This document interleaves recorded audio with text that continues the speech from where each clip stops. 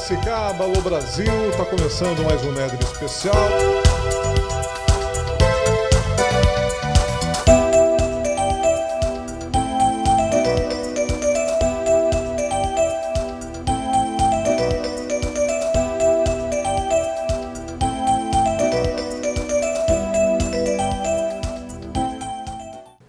Alô Piracicaba, alô região metropolitana, alô amigos e amigas que acompanham a TV Metropolitana. Estamos chegando para trazer as informações, as entrevistas, os detalhes do aniversário de 1 ano da Igreja Batista Alternativa aqui na cidade de Piracicaba. Igreja presidida pelo pastor Rodolfo Kappler. Nós vamos trazer as entrevistas e as imagens desses dias de evento que foram realmente muito importantes, né? A presença aqui do reverendo Caio Fábio, uma das maiores lideranças evangélicas do Brasil, e também o querido pastor e músico e também cantor, multi-instrumentista Kleber Lucas. Vamos trazer as informações, os detalhes, tudo para você a partir de agora nessa reportagem especial que você vai acompanhar aqui na TV Metropolitana.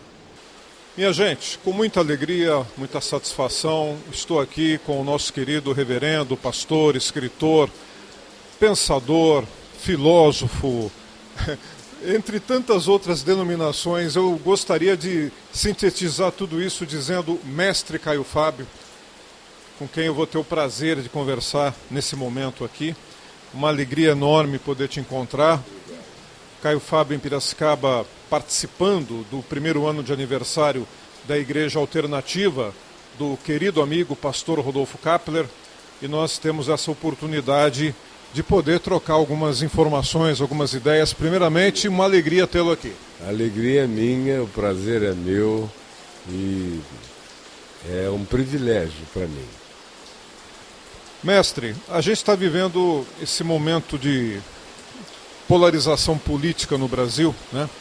E nessa situação de polarização a gente vê os evangélicos tendo um papel predominante no aquecimento desse debate, já que na campanha de 2010, de 2014, de 2018, especialmente de 2022, eles foram chamados para o debate, para dar suas opiniões, inclusive para serem protagonistas das articulações políticas pela posição de algumas lideranças evangélicas aí no país. Eu sei que o senhor tem uma visão um pouco diferente do papel evangélico nessa história toda. É preciso uma reforma de conceitos nesse momento no mundo evangélico no que se refere a esse posicionamento ideológico político? Olha, eu achei tudo que você disse assim, de uma candura, de uma leveza, de uma educação extraordinária. Você chamou de aquecimento. E eu penso que foi incendiário o papel. Depois você disse que eles foram chamados. Eu particularmente acho que eles invadiram profundamente o ambiente. E você disse que foi uma participação relevante. E eu acho que na realidade foi uma participação conflitante, angustiosa e até perniciosa em alguns aspectos. Porque excedeu o que deveria ser o papel cidadão da participação. O que a gente tem tido, e não é de hoje, só vai aumentando, recrudescendo e inflamando cada vez mais, é uma ação de perspectiva dominadora, uma vontade de dominação, uma vontade de sobrepujar qualquer outra perspectiva a fim de fazer uma imposição temática de agenda. E não é a melhor agenda, não é a agenda em relação ao pobre, ao aflito, ao necessitado, às crises de natureza natural, de sustentabilidade, de meio ambiente. Não são as agendas mais nobres, são agendas pequenas. São agendas de poder imediato, agendas de interesse muito particular de cada líder religioso, e muitas vezes esse interesse viaja por dentro particularmente do desejo de apropriação, como a gente viu, de bens do Estado, para que a intermediação entre o Estado ou o governo e o resto da sociedade aconteça pela via pastoral ou da liderança, como na última eleição a gente viu em inúmeros vídeos despudorados, não tiveram assim a menor noção e o menor equilíbrio em relação a, de fato, afirmarem que tinham tido a disponibilização do recurso público colocado na mão do líder espiritual ou do pastor, ou como quer que ele se auto-intitule naquele ambiente, para que a partir dele o recurso fosse distribuído para os prefeitos, para as outras instâncias da sociedade politicamente organizada. Ou seja, era já uma perspectiva de que houvesse uma intermediação estilo ayatolá. Mas, na realidade, a grande pretensão e o grande sonho é que a quantidade dos evangélicos cresça tanto no país que possa determinar as eleições majoritárias em todos os níveis e ganhar uma ascensão enorme, não só com a bancada chamada evangélica aumentando, crescendo e sendo mais do que um fiel da balança, mais do que um Likud em Israel, assim, extremamente revolucionário da perspectiva conservadora, extremista, radical, fanática ou coisa do gênero, mas também tendo a ascensão dos seus líderes como eminências pardas sobre os governantes e coisas que o valham. E no último governo houve uma inspiração muito grande para que isso acontecesse. Então era ministro supremo que tinha que ser terrivelmente evangélico, ou tinha que ser alguém nas mãos do presidente. Os evangélicos tiveram um papel predominante quanto a determinar as indicações, como por exemplo para ministro da Educação, ministro da CGU, da AGU, ministros em lugares diferentes, uma briga muito grande por poder, e não aparece muitas vezes para a imprensa a guerra interna, para que se chegue naquele ponto ali. Degladia-se muito internamente para que se chegue a essas posições que nunca são consensuais, mas aonde quem tem mais povo, quem tem mais gente, apresenta a quantidade de gente que tem como capital, literalmente povo como um gado capital, povo como commodity, e povo evangélico como commodity é Deus como commodity.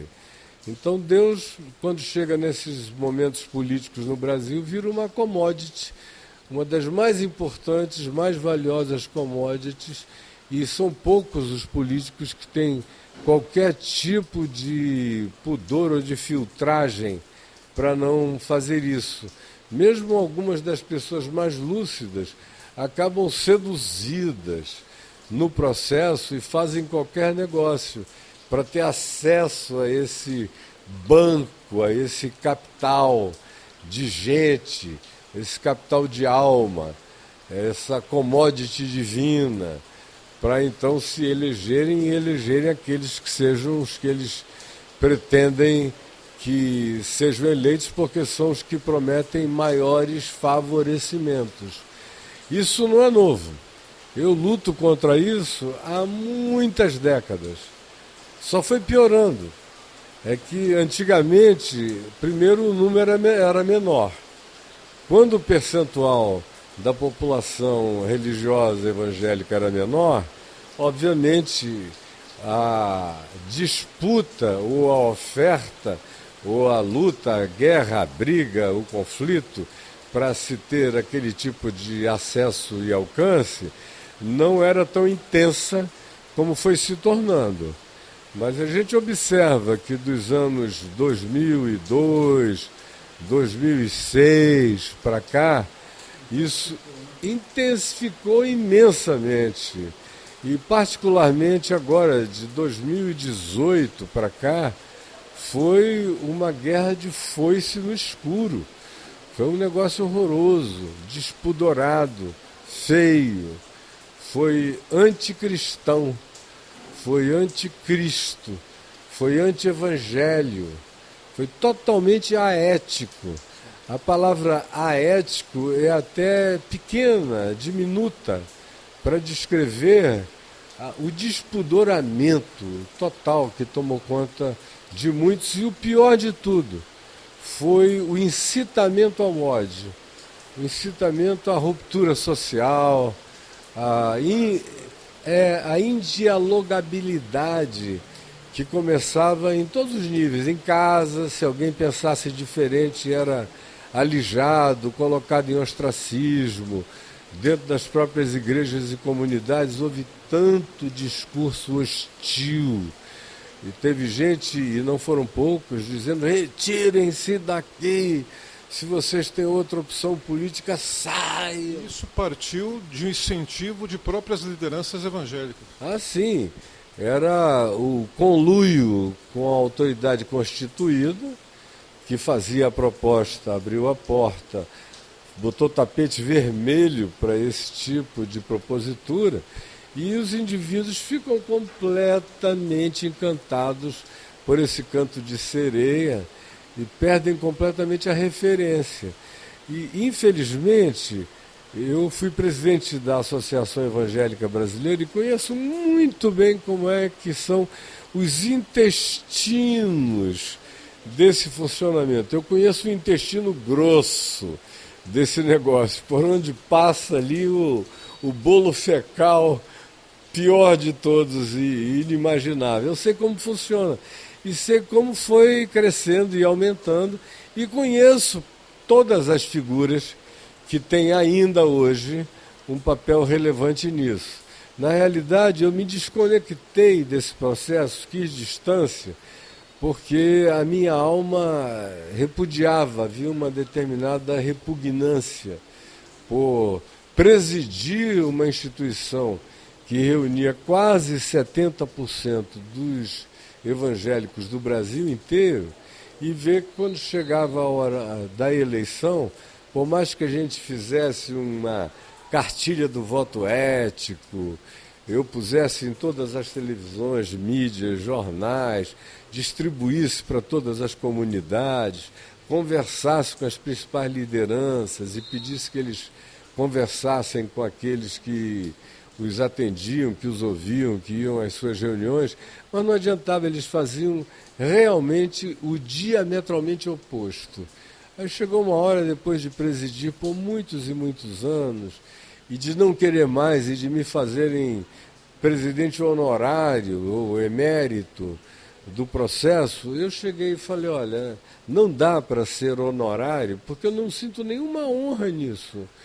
E nem é mérito, porque eu não quero ter o mérito de ter criado e nem de ser um mantenedor disso, que a minha alma abomina e que eu acho que nega o Evangelho de Jesus, nega a postura de Jesus, dos apóstolos, nega o ensino do Novo Testamento, nega a isenção com a qual Jesus lidou. Jesus teve as pautas dele, que ele propôs com muita clareza. Quando perguntaram qual é a tua pauta, ele disse: o Senhor Deus me enviou, e disse qual era a pauta dele: evangelizar os pobres, libertar os cativos, abrir os olhos aos cegos, o que não é só cura divina e fazer um cara do ponto de vista físico enxergar, é a clarificação de toda a cegueira cognitiva, é a educação, é a capacidade de botar as pessoas numa condição de leitura da realidade, de enxergamento da vida, de posicionamento lúcido, a pôr em liberdade os oprimidos, São esses seres que não sabem nem que existem, que não têm vontade própria, que nunca aprendem a discernir entre a mão direita e a mão esquerda. E, ao contrário, isso passa a ser explorado, porque quanto menos as pessoas saibam, mais poder essas lideranças têm. Então eu não aceitei ser conivente com isso já há muitos anos. E me desliguei completamente, falei, eu quero servir a Cristo Jesus e ao Evangelho e ensinar o Evangelho que eu aprendi de Jesus e dos apóstolos, mas não quero ter parte com isso aí. Então, graças a Deus, em cada geração tem sempre milhões de pessoas para serem alcançadas genuinamente pelo Evangelho, sem que você precise vender a alma para fazer parte disso. Caio Fábio, eu queria lhe perguntar, mestre, uma situação que nós vimos. Hoje a gente percebe que as redes sociais, e o Google principalmente, né, o Google é o grande tira-prova, o grande tira-tema que nós temos para rever opiniões passadas de líderes empresariais, evangélicos, artistas, políticos, para pegar aqueles pontos de incoerência dessas pessoas. Tem uma liderança evangélica muito destacada no Brasil atual, que nas eleições de 2002 dizia que o então candidato Lula seria aquele ungido por Deus para ser o líder da nação brasileira. Depois ele transferiu esse cargo, né, para o ex-presidente Bolsonaro.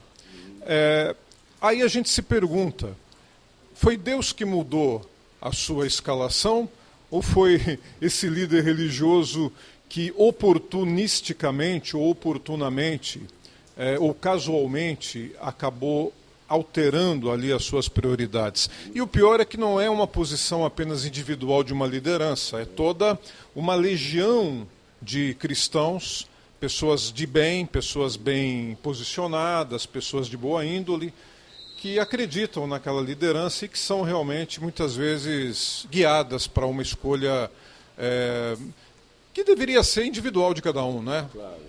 Você não mencionou o nome de ninguém, mas eu sei exatamente de quem você está falando. É uma pessoa que eu conheço desde que ela tinha 18 anos de idade. Eu ia pregar e ela estava sempre sentada na primeira fila, assistindo ali na turma do gargarejo.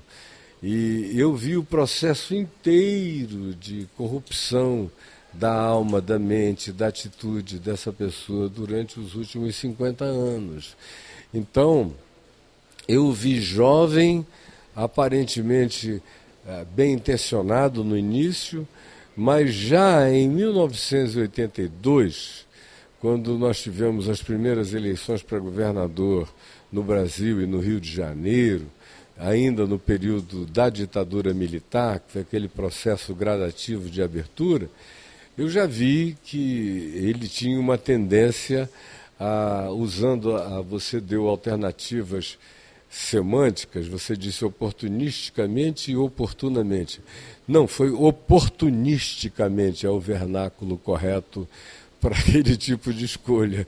Eu vi oportunisticamente falando começar a fazer essas escolhas.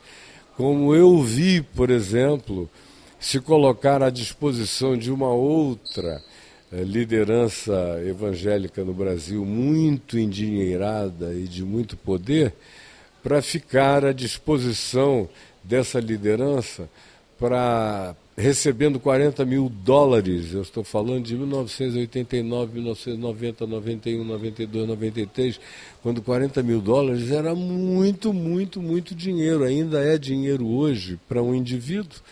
Não tem ninguém aqui conosco ou no seu ambiente de trabalho, provavelmente em Piracicaba, que seja remunerado com $40 mil por mês para não ficar em casa, para não fazer nada, exceto se eu, que estou aqui dando essa entrevista a você, desse alguma opinião contrária à vontade daquele nababo religioso que ali estava. E ele ia no meu escritório implorar para eu não dar uma opinião contrária, porque senão naquela noite ele teria que ir na rede de televisão daquele nababo dizer coisas nas quais ele não cria a meu respeito, que ele sabia quem eu era, que eu era um homem de Deus. Houve ocasiões que ele até chorou, dizendo: por favor, você é um homem de Deus, uma pessoa como você nasce num intervalo muito longo de tempo histórico, e eu não quero entrar para a história como alguém que se insurgiu contra você por uma razão tão pequena, tão mesquinha, tão horrorosa, porque em outras perspectivas e temas você é uma pessoa acerca da qual ninguém tem coisa alguma para dizer negativamente. Mas como eu seguia a minha própria consciência, eu via já o delineamento, os contornos, a escultura do processo ficando cada vez mais monstruosa, eu venho dando essas opiniões com toda a franqueza desde a década de 80, década de 90 toda, e ele lá ganhando aqueles $40 mil, ia lá antes dos eventos, implorava: não fala, é um dinheiro bom para mim que eu não posso abrir mão dele, mas eu não tenho como deixar de ganhá-lo. Eu assisti todas as escolhas que ele fez na vida, em todos os âmbitos, desde o âmbito estadual, no estado onde ele vive, para as outras indicações minoritárias, não majoritárias, tanto quanto majoritárias, para governos de estado e tanto quanto para a presidência da República. E em 2002, ele já fez aquilo contra tudo que ele tinha dito até 2002. Porque até 2002 ele dizia: isso aqui é o diabo, é o capiroto, é o maligno. É porque a internet, de 99 para baixo, não tem tantos registros arquivados. Ela começou a virar essa internet um pouco mais gorda e ampla dos anos 2000 e pouco para frente. Mas se você tivesse a possibilidade de retroação, você ia ver que ele zigue-zagueou conforme o oportunismo da situação. Não era oportuno, era oportunístico mesmo. Como continua a ser. Nesse governo agora, é porque o governo atual não sinalizou com nenhum tipo de oferta a ele.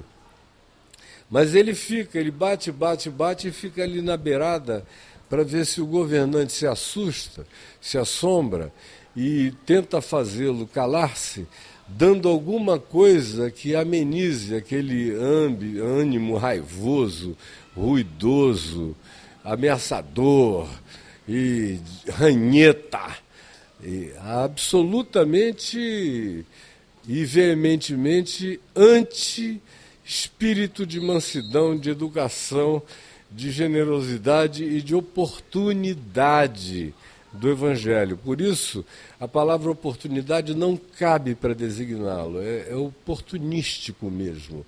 É quem dá mais e de acordo com a situação. Como em 2002, ele não tinha sido exatamente por ter dito alguma coisa positiva acerca do presidente que foi eleito pela primeira vez então, mas que já vinha sendo candidato desde 89. E ele vinha batendo no cara desde 89. Bateu muito contra o Collor de Mello, bateu muito contra o Fernando Henrique Cardoso em ambas as eleições. Quando chegou aquela de 2002, tudo indicava que daquela vez ele iria levar. Então, porque tudo indicava, ele começou a amenizar as críticas dele antes, na esperança de ganhar um lugar. E ganhou. Ele foi colocado num conselho lá, daqueles conselhões que a presidência sempre faz para unir gregos e troianos e tudo mais. Eu conheço muito bem como funciona esse esquema. E aí ele deu uma pequena amenizada para logo depois, vendo na próxima eleição quais seriam os jogos de oportunidade, como ele não tinha sido beneficiado com aquilo que ele mais acha que é oportunisticamente vantajoso como benefício, não tinha ido nada na direção dele, ele começou a se insurgir contra. E nessa candidatura última, atual, já em 2018, ele viu nas anteriores, em 2010, 2014, que no meio evangélico tinha uma candidata, que era a Marina Silva, que é cristã, genuína, sincera, verdadeira, minha vizinha, minha amiga, eu convivo com ela intimamente. E a gente fala o tempo todo. E somos amigos e irmãos, de verdade. Eu sei de quem eu estou falando. É uma mulher de Deus e íntegra, com consciência mundial extraordinária. Se ela não tivesse nascido no Brasil, mas na Dinamarca, ela era primeira-ministra na Dinamarca, na Noruega, nos países nórdicos, na Holanda, na Alemanha, porque todo mundo a respeita extraordinariamente no mundo inteiro, exceto aqui, onde ninguém é profeta na sua própria casa, especialmente quando na sua própria casa você encontra pessoas de espírito tão apequenado, tão medíocre, e que trabalham com as categorias do toma lá, dá cá, o que ela jamais faria. Nem morta ela agiria assim. Ela é íntegra o bastante para beneficiar os processos naturais que decorrem dos acontecimentos oficiais do governo, da governança, do Estado. Enfim, ela não queria transigir isso para beneficiar um grupo religioso. E ele foi sempre escolhendo o lado que ele sabia que faria negócio com ele, no caso de ganhar. Até que chegou ao melhor dos mundos para ele, que foi em 2018, com aquela eleição, e a promessa já estava feita, de que se eu for eleito vocês vão ter tudo que vocês precisarem. E esse cumprimento foi entregue, prometeu-se e entregou-se isso abundantemente. Aliás, se entregou muito mais até do que se prometeu. Colocaram pessoas em níveis, em instâncias, que não se tinha nem mencionado no processo anterior da campanha. Houve um extrapolamento extraordinário, com a fanatização como eu nunca vi na minha vida. Eu acompanho o processo cristão evangélico no Brasil desde o século XIX, com muita proximidade. Eu não estava vivo ainda, mas a minha avó estava. E ela se interessava por todo o processo político, em 2019. Depois, no século XX, a minha mãe, juntamente com a minha avó, era atentíssima para isso tudo. E eu comecei a observar. Quando eu nasci, depois da Segunda Guerra Mundial, a minha casa era muito lúcida a respeito disso, porque o meu avô tinha sido governador, vice-governador, presidente da Assembleia Legislativa, deputado estadual, tinha sido tudo que numa sociedade organizada e democrática alguém poderia ser, lá em Manaus, no Amazonas. Então eu cresci num ambiente onde essa discussão era natural e civilizada. Então eu nunca me vi de olhos fechados em relação a isso. Aí eu me converti ao Evangelho, não a isso e nem a esse fenômeno, que eu sempre no coração repudiei. Achei que era uma corrupção do Espírito de Cristo e do Espírito do Evangelho. Quando eu me converti há 51 anos atrás, e já me converti engajado no processo, menos de um ano depois eu já estava pregando na televisão e pregando para todo mundo, e logo no Brasil inteiro, uma década depois, já rodando o mundo inteiro pregando o Evangelho, eu fui vendo, entrando, não no intestino delgado, como eu disse, mas indo até o intestino grosso e saindo alarmado, já naquele tempo, com o que já havia naquele tempo. Então, o que houve de lá para cá foi uma diverticulite supurada, sabe? Que deu septicemia generalizada, é o que a gente viu. E de 2018 para cá, foi uma tentativa de se realizar o governo dos ayatolás evangélicos, com seres governando como eminências pardas, presidência da República para baixo em estado de obediência e de subserviência. Então, como ele percebeu que no atual governo isso não aconteceria, e no anterior ele foi salvo, nós estamos falando ainda da pessoa que você aludiu sem mencionar o nome, nem em off para mim aqui. Eu é que estou concluindo com certeza absoluta de a quem você se referiu e acerca de quem eu estou me referindo, sem equívoco. Ele estava falido, estava em recuperação judicial.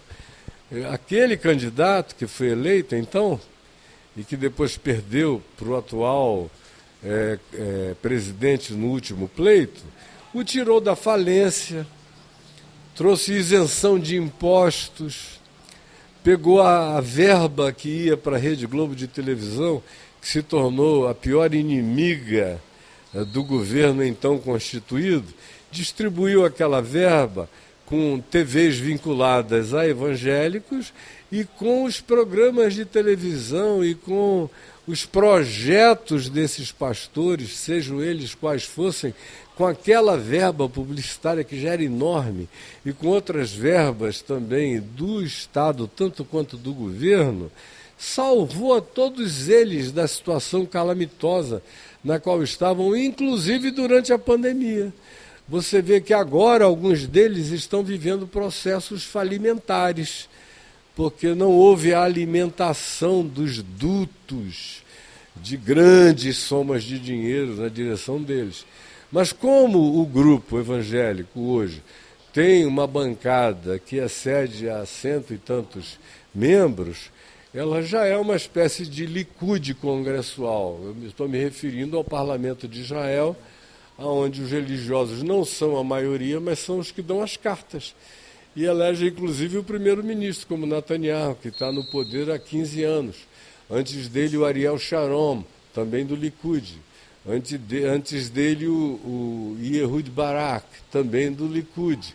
Então, numa situação congressual, e o Brasil é presidencialista, mas na prática ele tem funcionado como uma espécie de parlamentarismo tabajara, quem consegue reunir um grupo de 100, 120, com mais uns agregados, dá as cartas com uma facilidade enorme.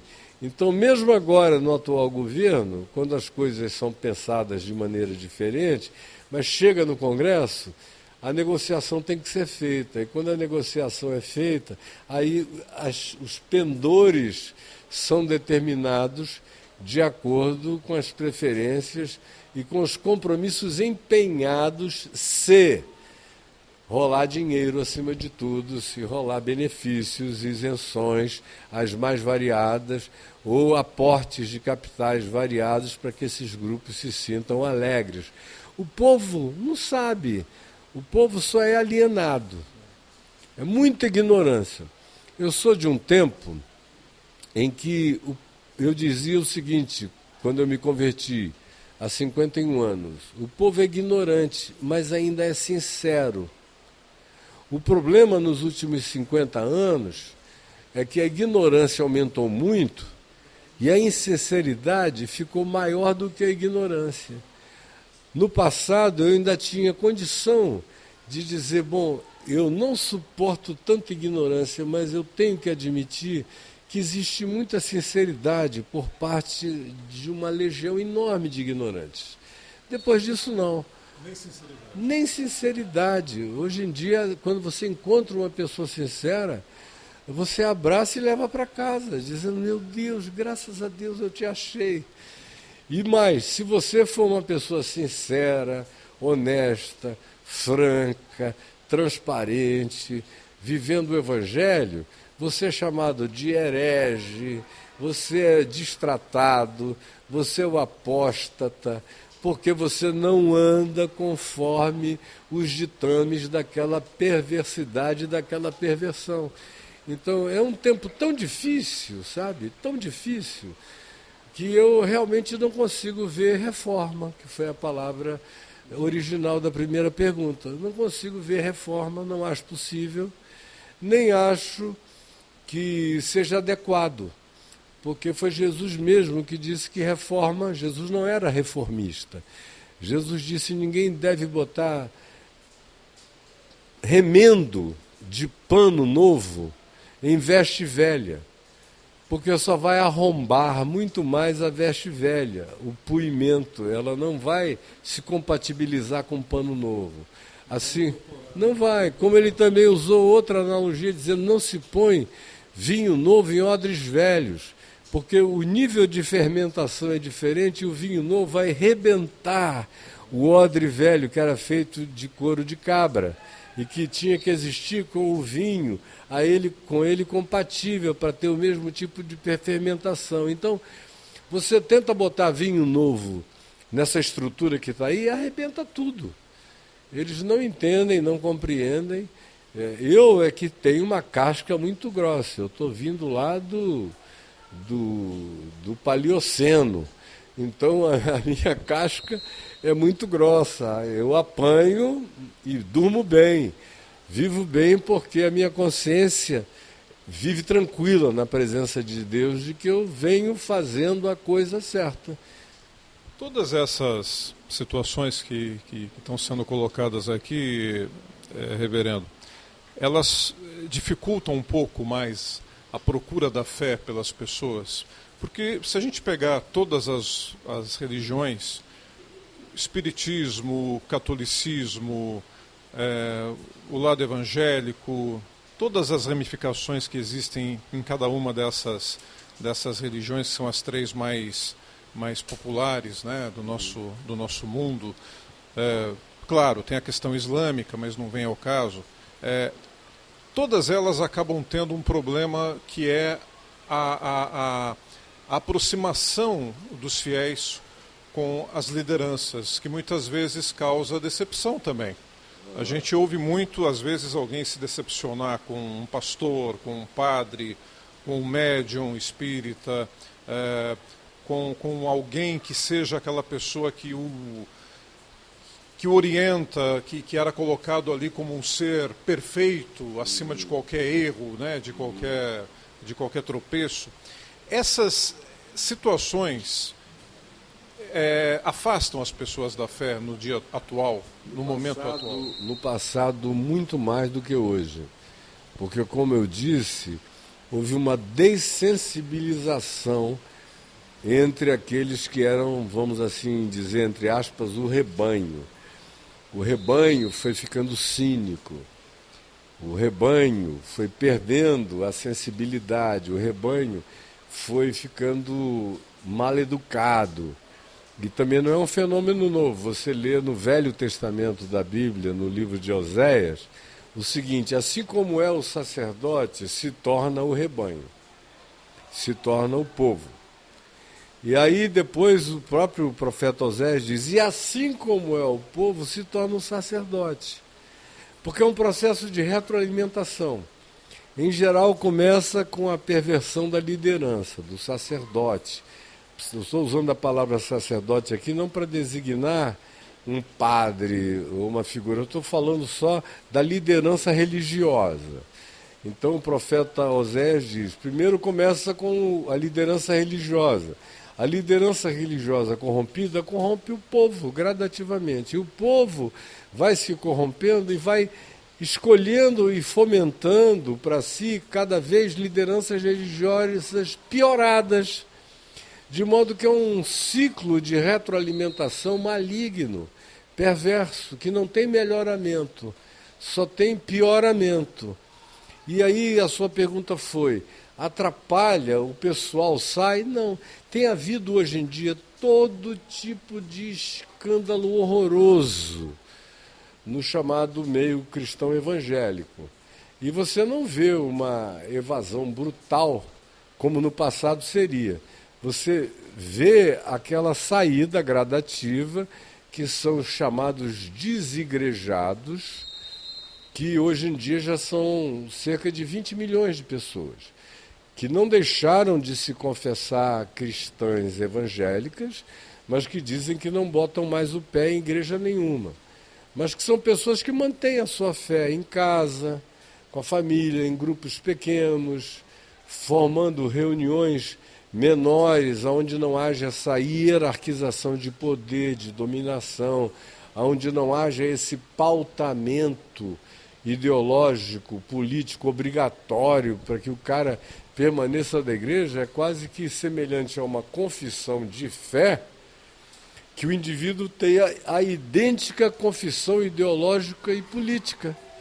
A confissão político-ideológica virou equivalente à confissão de fé. Em muitos desses lugares, se o indivíduo não confessar a mesma coisa que o pastor confessa, do púlpito, muitas vezes, ele diz: se você não pensa assim, como eu estou dizendo, saia daqui agora. Aí tem muita gente que saiu. Foi isso que elegeu o atual presidente, que foi eleito por uma margem pequena, uma margem, sobretudo, de evangélicos que obedeceram os pastores que disseram vão embora, e eles foram. E tem um outro detalhe nisso aí. A maior denominação evangélica do Brasil ainda é a Assembleia de Deus, a Convenção Geral das Assembleias de Deus, com 24 milhões de membros. Você sabe qual é a segunda maior denominação evangélica do Brasil? São os desigrejados, assim chamados pejorativamente. Porque quem deu essa alcunha a eles são os líderes religiosos. Como os caras não frequentavam mais, não marchavam mais como soldadinhos de chumbo, obedecendo às instruções deles, eles chamaram, esses são os desigrejados. São evangélicos. São, continuam. Só que não estão em denominações nenhuma. Nenhuma, nem querem estar. Mas, por exemplo, é o público que me ouve direto. Qual é o meu maior público? O meu maior público são os desigrejados, que dizem, olha, a gente não vai à igreja nenhuma, mas a gente te ouve todo dia. E são as pessoas de fora, absolutamente de fora, que não querem ter nada com religião, com religião nenhuma.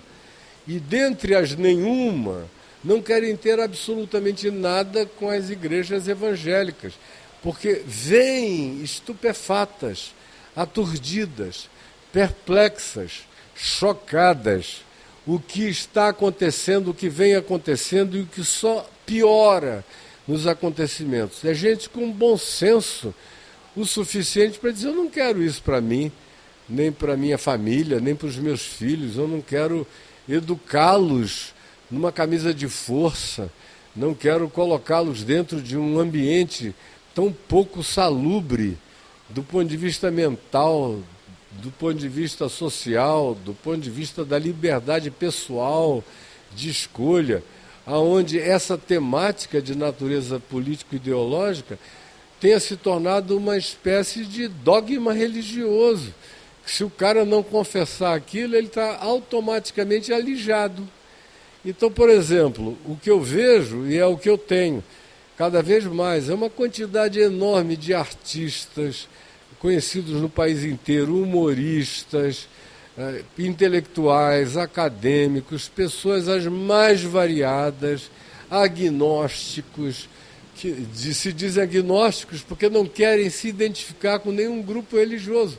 Não é nem porque o cara tem alguma coisa em relação a Deus, de fato, não. Ele tem contra a nomenclatura associada àquele pacote, àquele combo de obscurantismo. E aí não querem. De modo que o que a gente assiste hoje é, na Igreja Católica, se um grande escândalo acontece, por exemplo, no Brasil, com um padre de renome, ainda há um choque. Mas na igreja evangélica o pessoal já se acostumou com o escândalo, já se acostumou com o roubo, já se acostumou, e a ponto de dizerem, não, eu sei que ele rouba, mas eu gosto de ir lá porque vai tanta gente. E a pessoa diz, eu não concordo com muita coisa que ele diz, mas é lá que estão os meus amigos, foi lá que eu iniciei, é lá que eu tenho, é uma espécie de clube, de torcida organizada. E aí o time está ruim, o técnico não presta, o presidente da agremiação é perverso, mas eu sou do time, eu carrego a bandeira, sofro isto aqui, mas permaneço. E alguns aguentam para o resto da vida. E ainda tem a catequização que diz o seguinte, se você deixar a congregação, você está deixando Jesus, está deixando Deus, porque um outro malogro, um outro engano desse processo foi dizer que a igreja, a congregação, equivale a Deus mesmo. Então, se você quiser ser de Deus, você tem que frequentar a congregação. Se você deixar de frequentar aquela congregação, você abandonou Deus. E 90 e tantos % das pessoas não sabem discernir nada. Nunca nem leram os evangelhos. De fato, não sabem nem o que Jesus ensina. Elas se dizem cristãs e se dizem de Jesus a partir daquilo que é vocalizado do púlpito, de onde vêm as maiores barbaridades. E o indivíduo diz amém, em nome de Jesus, amém ou não amém? Quem diz amém? Aí o povo, amém. E vai introjetando aquela maldade sem saber nem porquê, que quanto mais tempo ele fica ali, pior ele se torna. É um negócio que deveria fazê-lo evoluir, melhorar, crescer, se desenvolver em todos os níveis da vida, mas que, ao contrário, atacanha, vai fazendo a tacanhez tomar conta da mente, vai paralisando o processo mental, vai atrofiando o processo cognitivo, vai anulando pelo medo toda a capacidade de raciocínio. Então tem gente que chega ao ponto de dizer, eu penso, logo eu estou pecando. Então é proibido pensar, é proibido concluir, é proibido discernir, é proibido ter opinião própria, é proibido enxergar. Você só serve para Deus se for cego a vida inteira, guiado por um outro cego, te levando para o abismo, como Jesus diz no Evangelho de Mateus, no capítulo 23. Olha, uma entrevista fantástica, esclarecedora e é um aprendizado aqui, esse nosso papo com o querido Caio Fábio. Queria trazer aqui para Piracicaba, para a gente fechar aqui esse nosso encontro, falando de uma figura muito especial. Eu sei que você tem um carinho enorme por ele, Rodolfo Kapler, nosso querido amigo, pastor, teólogo, escritor, jornalista. Como é que você está vendo essa primeira etapa vencida, primeiro ano da Igreja Alternativa, que surgiu para ser realmente uma virada de página aqui em Piracicaba, né? Ontem eu, inclusive, pedi licença à mãe dele na nossa reunião, no culto da noite, onde eu preguei, e hoje eu vou pregar de novo, e o meu amigo Kleber Lucas, que acabou de entrar aqui, cansado, precisando dormir, porque passou a noite insone, mas hoje estará conosco lá, fazendo o louvor, trazendo as canções espirituais tão lindas que ele canta. Mas ontem eu estava dizendo, eu pedi licença, inclusive à mãe do Rodolfo, do pastor Rodolfo Kapler, para assumi-lo publicamente como meu filho, porque eu já o chamo de filho na intimidade sempre, e não é só um tratamento que eu verbalizo verborrágica e amplamente em qualquer direção. Na direção dele é porque eu sinto mesmo esse amor paternal. Eu já sou um velho, ele é um jovem ainda, e desde a infância e a juventude que ele me ouve, me segue, me busca, e quando eu percebi isso, me deixei tomar por um profundo afeto por ele.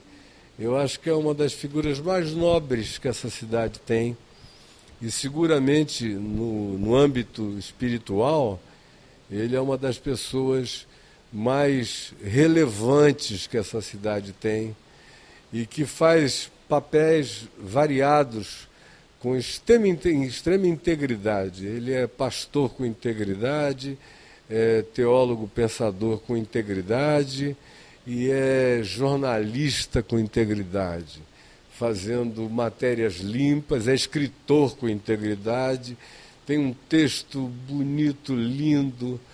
Quando ele fez a primeira entrevista dele comigo para uma das principais revistas do Brasil, eu depois falei para ele, olha meu filho, eu estou dando entrevista há anos e anos e anos e anos e anos, e o meu maior trabalho com os repórteres que me entrevistaram aos milhares durante o curso da minha vida, era fazê-los saberem perguntar e entenderem as nuances do que estava acontecendo. Com você a diferença é absurda, porque você já chega com conhecimento de causa total. Não há desperdício de nada. Eu não tenho que explicar ao entrevistador o que é e o que não é, porque às vezes o indivíduo não sabe nem perguntar, porque não teve vivência, aculturação dentro daquele ambiente. Mas com ele não, as coisas já vêm redondas, absolutamente prontas para você opinar de maneira clara e inequívoca, do jeito que você queira. Você escolhe a direção na qual você vai, mas ele deixa a bola quicando ali na frente, e aí tem a ver com o jogador. Tem gente que chuta para fora do estádio, faz gol contra, qualquer outra coisa, mas quando você tem pontaria, você não erra uma. Ele é extraordinário. E eu quero parabenizar a todos aqueles que o amam nessa cidade e dizer: aproveitem-no. E aproveitem essa alternativa. Que é um nome sugestivo para o atual momento. Para o atual momento. O momento é de tamanha crise generalizada que é preciso que se diga e se adjetive o que não deveria precisar de adjetivo. Bastava ser igreja para já dizer o que deveria ser. Mas no momento atual não basta você dizer igreja, porque a pessoa não sabe do que se trata, pode ser qualquer coisa. Então, quando se diz lá que é uma alternativa sobretudo existencial, para as pessoas que queiram coisa sincera, pura, limpa, transparente, sem nenhum tipo de prosopopeia, sem aqueles supremacismos horrendos que a gente vê sendo praticados em muitas igrejas. Nós somos os melhores, nós somos os maiores, quando são de fato os piores entre os horríveis, mas não se enxergam. E aqui não, vocês têm uma alternativa muito linda, muito limpa, muito bonita. E quando ele me convidou para vir aqui para esse primeiro ano da Igreja Alternativa, eu tive extremo prazer em aceitar, justamente para honrar esse filho amado e dizer: eu estou aqui contigo, se é que a minha presença traz alguma honra, mas pelo menos o meu coração veio carregado desse espírito de trazer essa validação de significado ao trabalho que ele faz. Fundamental, importantíssimo, né? Esse seu aval, esse seu reconhecimento, tenho certeza que para ele, para toda a Igreja Alternativa, é fantástico, né? Para fechar o nosso papo, esse nosso encontro histórico aqui, o conceito de Deus que o senhor falou naquele seu papo com o Pondé, Deus não existe, Deus é. Porque o que existe é esse copo d'água que a gente pode medir, mensurar, o pesar. Você existe, eu existo. A palavra existe designa algo que pode ser avaliado, medido, ponderado, consubstanciado por alguma evidência, materializado por alguma natureza ou demonstrado pela via da repetição, que é o critério científico, é o da repetição. Pela via da repetição, tantas vezes quantas você estimular aquele fenômeno, ele vai se manifestar. Deus não está à disposição do existente. Se Deus estivesse à disposição do existente e fosse mensurado como uma existência, ele seria só uma criatura, dentre as muitas criaturas e criações que advêm dele. Mas Deus está para além da possibilidade de que qualquer que seja a palavra o defina.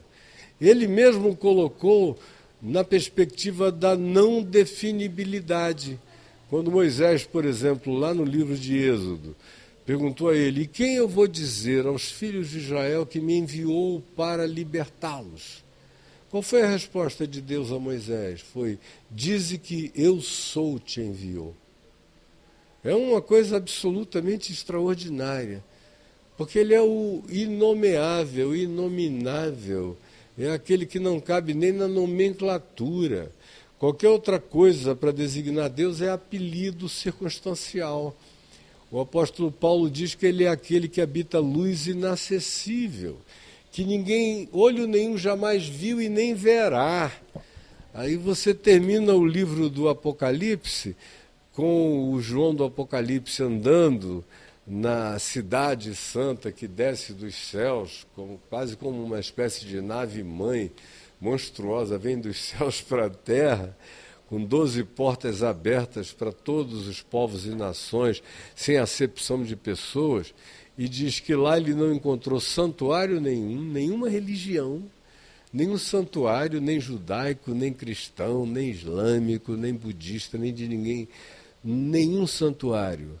Só tinha a luz do Cordeiro, que é uma figuração, que é um arquétipo do Novo Testamento para designar o Cristo eterno. Mas o próprio Cristo eterno, João não diz, eu vi o Cristo eterno sentado num lugar de glória, não, diz que sobre aquele lugar, a Nova Jerusalém, apenas espargia a luz do Cristo eterno. E aí você olha, quando no livro do Apocalipse, no capítulo 5, João diz que viu um trono, ele só vê aquele esplendor do indizível, mas não tem imagem, não tem figura, não tem escultura, não tem conformação de nenhuma natureza. E é o apóstolo Paulo que diz que Jesus é a imagem do Deus invisível, é o primogênito de toda a criação. Ou seja, quando Filipe perguntou a Jesus, antes de Jesus partir, um pouquinho antes, 2, 3 dias antes da cruz, na última ceia, 2 dias antes, Filipe disse, Senhor, mostra-nos o Pai, e isto nos basta. Aí Jesus disse, Filipe, há tanto tempo eu estou convosco e não me tens conhecido. Quem me vê a mim, vê o Pai. Como dizes tu, mostra-nos o Pai. Não crees que eu estou no Pai, que o Pai está em mim? As palavras que eu vos digo, não as digo por mim mesmo, mas o Pai que permanece em mim faz as suas obras. Ele estava querendo dizer o quê? Que se o Pai se mostrasse, ele ia ter cabeça, tronco e membros? Obviamente não. Ele estava falando, quem conhece o meu espírito, a minha palavra, o meu pensamento, o meu ensino, os meus modos, os meus atos, os meus gestos, o meu trato, quem vê Deus encarnado em mim, está vendo a plenitude de Deus, como a Epístola aos Hebreus nos diz no capítulo inicial dela, dizendo que ele, Cristo Jesus, o Cristo eterno de Deus manifesto em Jesus, é a expressão exata do ser de Deus. Outra vez não se está falando de escultura, não é Da Vinci, nem Miguel Ângelo, nem a Pietà, não é nada disso que se está falando. Se está falando do caráter de Deus, se está falando do Espírito de Deus. E aí o Espírito não tem palpabilidade.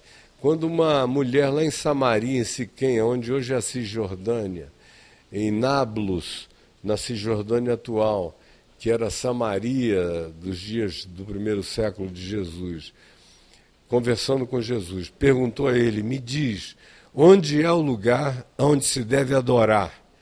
Aqui nesse monte Gerizim, que era um lugar sagrado para os samaritanos adorarem, eles quase que cultuavam a montanha das bênçãos, que era o monte Gerizim, ou é em Jerusalém o lugar onde se deve adorar, lá no templo de Herodes o Grande? Jesus disse, mulher, em verdade eu te digo que nem neste monte, nem em Jerusalém é o lugar onde se deve adorar a Deus. Deus é Espírito. Deus é o imponderável, o intangível, não palpável, não alcançável com nenhuma possibilidade de alcance humano de qualquer outra criatura ou natureza. Ele é quem se revela a nós, não somos nós que o agarramos e o trazemos conforme a nossa conveniência para a demonstração humana.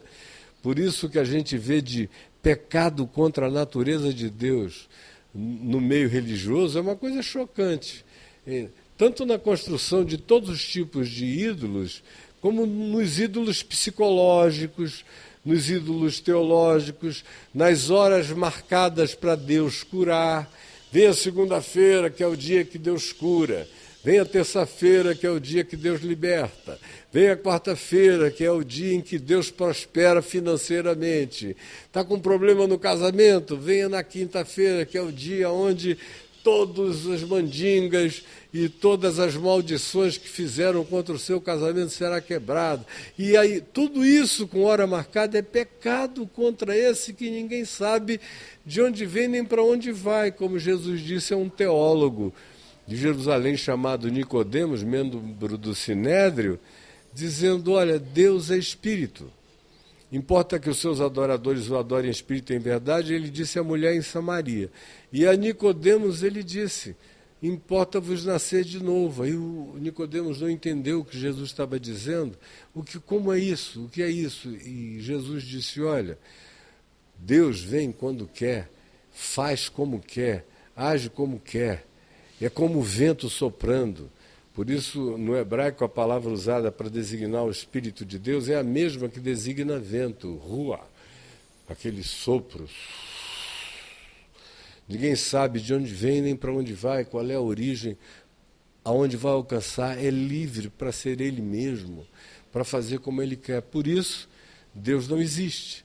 Para fins de palpabilidade, designação, explicação e comprovação. Marcar hora para Deus se manifestar. Não, Ele é. E Ele se manifesta quando quer, como quer, conforme o amor, a soberania, o desejo, ou a total manifestação da sua liberdade em relação a nós mesmos. Não tem ninguém que possa definir tempo, hora, mês, ano, dia, ou hora da manifestação de Deus. Isso é completamente atrofiante, idolátrico, chega a ser blasfemo.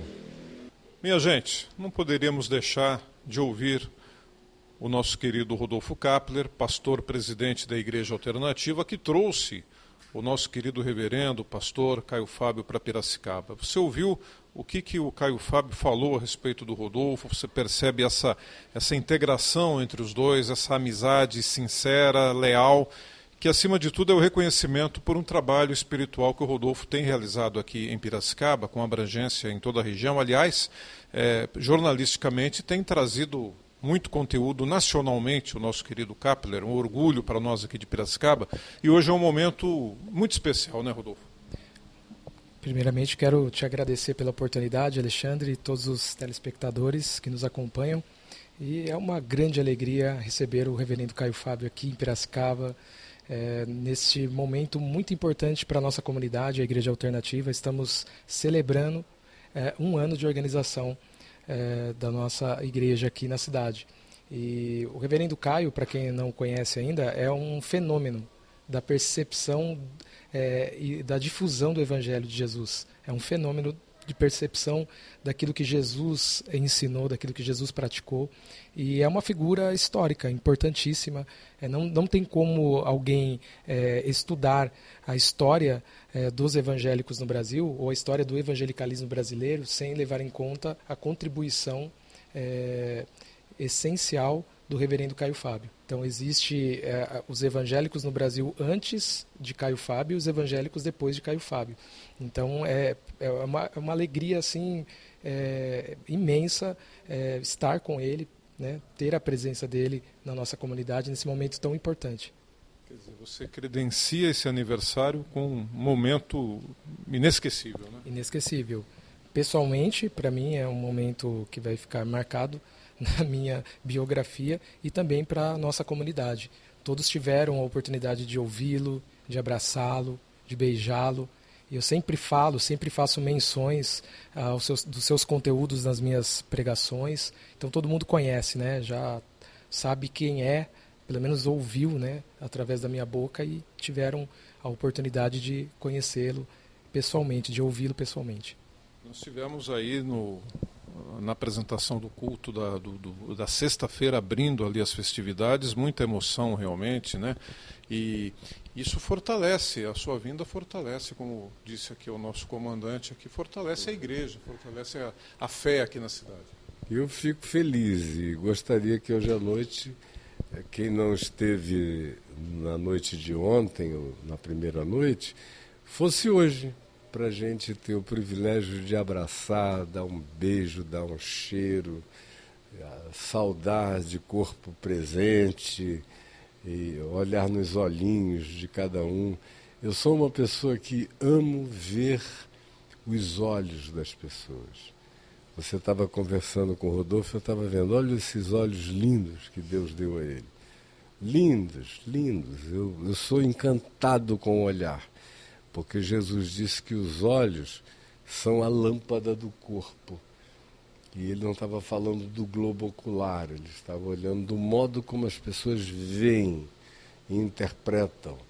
E aí, uma vez interpretando, o que dali procede é a luz que viajou, não como fóton, mas como processo interpretativo cognitivo, e é devolvido para a vida com a clareza iluminante. E é o que Deus deu ao Rodolfo. Além de que deu olhos bonitos, deu também esse olhar interpretativo lindo, que depois volta com graça, com meiguice, com candura, com bondade. Ele tem todas essas coisas e muito mais. Eu sou completamente encantado pela atitude, pelo jeitinho dele, pela pessoa que ele encarna, que ele é.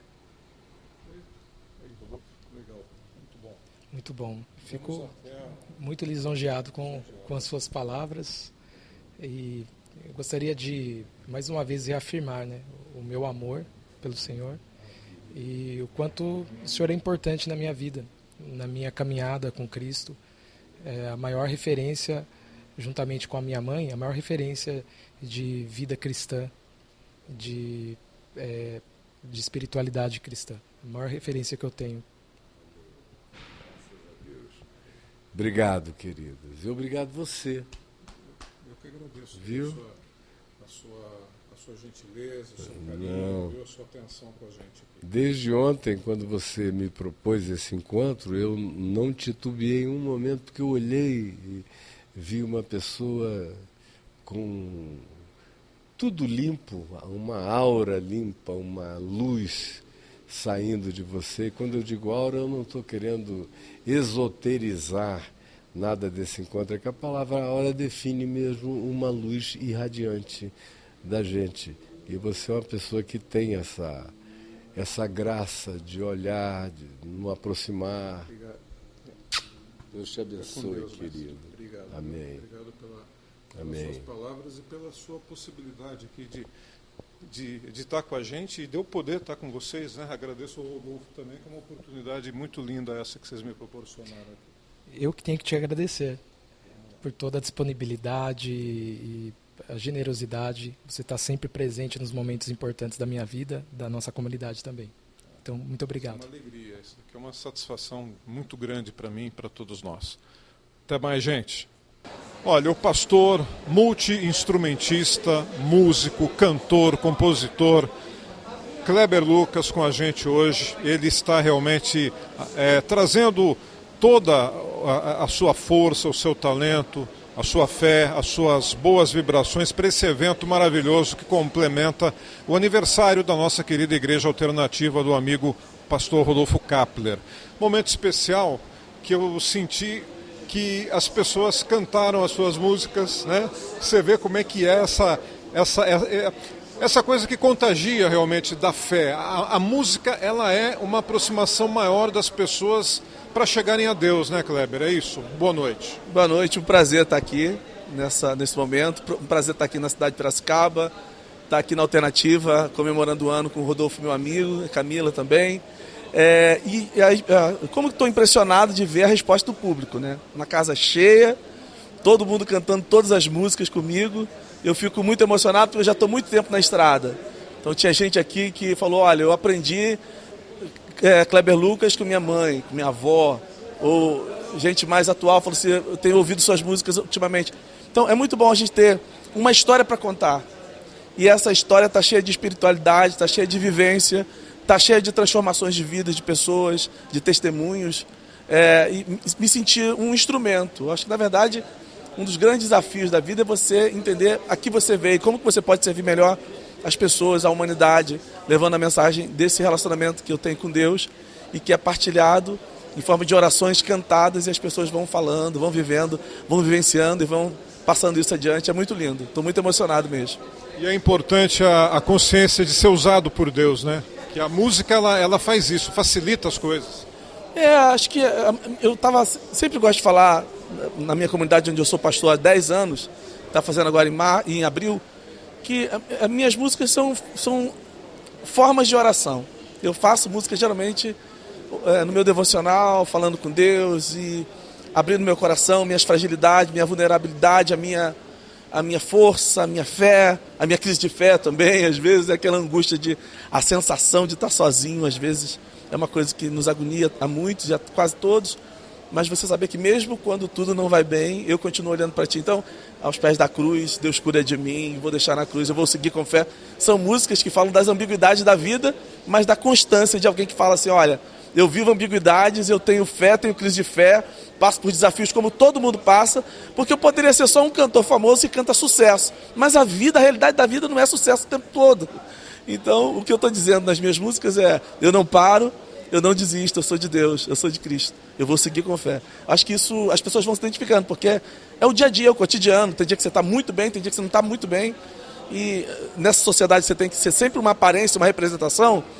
Você tratar com a vulnerabilidade das pessoas e falar, olha, eu também vivo isso, cria uma empatia, uma identificação. Acho que minha música está cheia disso. Aproxima as pessoas. E você citou vários artistas, pessoas que foram tocadas pela sua música e se aproximaram de Deus. Eu acho que essa é a prova inequívoca do resultado, do êxito que esse trabalho, que é um trabalho de evangelização através da música, né?